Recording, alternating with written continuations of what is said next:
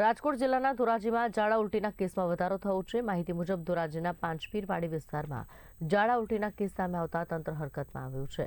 ઉલ્લેખનીય છે કે 2 દિવસ અગાઉ 20 જેટલા કેસ નોંધાયા હતા, ત્યારે આરોગ્ય વિભાગ દ્વારા પાંચપીરવાડી વિસ્તારમાં ઘેર ઘેર જઈ સર્વે હાથ ધરવામાં આવ્યો અને આરોગ્ય વિભાગ દ્વારા પીવાના પાણીના સેમ્પલ લઈ તપાસ માટે મોકલાયા।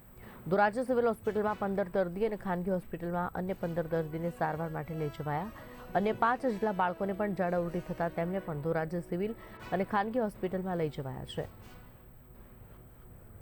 ધોરાજીના પાંચપીરની વાડી વિસ્તારમાં ઝાડા ઉલટીના તારીખ 12ના રોજ ટોટલ કુલ 30 દર્દી આવેલા, જેમાંથી 15 પ્રાઇવેટમાં હતા અને 15 જેટલા દર્દી અમારી હોસ્પિટલમાં આવેલા।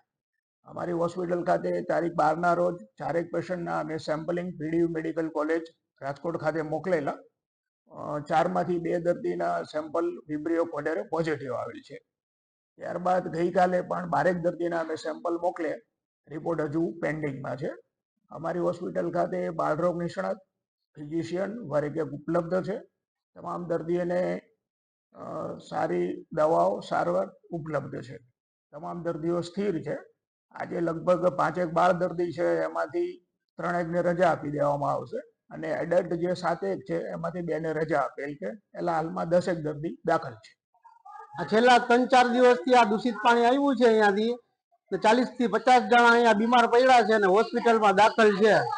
રોગચાળો ફેલાઈ ગયો છે। ઝાડા ઉલટીના કેસ કેટલા આવે જ રાખે છે, હજી સુધી કાંઈ નિરાકરણ થયું નથી। તો એ માટે અમને તાત્કાલિક સારવાર આપો, અહીંયા વાડી વિસ્તારમાં મોકલો, સારા સાહેબોને, ડોક્ટરોને અને સારી સારવાર આપો। બચ્ચાઓ અત્યારે એમાં આવી ગયા છે, બચ્ચા પણ છે 5-6 જણા એમાં।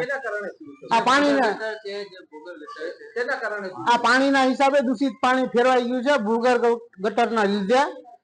આ ઝાડા ઉલટીના કેસના કારણે મેં છેલ્લા 10 દિવસથી અહીંયા સૌ કે કાયમી 2-4, 8, 10 એને આવે છે પેશન્ટ। ભૂગર્ભ ગટરના કારણે ભૂગર્ભ ગટરના કારણે મીઠા પાણીની અંદરમાં બધું પાણી ભેળસેળ થાય છે। આ ઝાડા ઉલટીની બધી છે બધી બધાને કોલેરા થઈ ગયા છે, ઝાડા ઉલટીના થઈ ગયા છે કોલેરા। તો આજે અમે સરકારી દવાખાનામાં હોસ્પિટલમાં બધા દાખલ થઈ ગયેલા છે। શું છે તો આજે સાહેબો ને ડોક્ટરો અમારા પાસે હાઈ ક્લાસ સારવાર કરે છે, પણ આ પાણીના કારણે થયું છે।